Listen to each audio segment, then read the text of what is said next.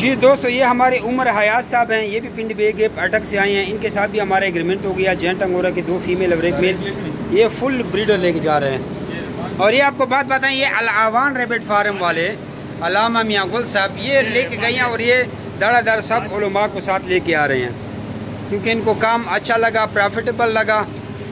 ये पूरी टीम और सारे लोग आ रहे हैं दाड़ादार खरगोश लेने के लिए। बैर भी हजूम लगा हुआ है और इनका माल भी आप लोगों को दिखाते हैं। ये खुराक के बर्तन सब कुछ इनकी, ये 2 फीमेल और 1 मेल इन्होंने भी ले लिया।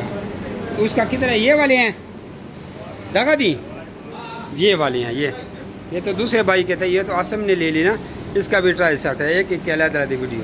बाकी ये खुराक के बर्तन नोजले सब कुछ हमने इनको दे दिया है। दोबारा बताऊं कि जमीन रैबिट फार्म कंपनी पाकिस्तान का यही फ़ायदा है कि खरगोश देकर 12 साल तक उनके बच्चे वापस खरीदने का एग्रीमेंट करती है। 4000 का बच्चों का जोड़ा इनसे वापस लिया जाएगा। अभी जाते हैं तीसरे बंदे की तरफ।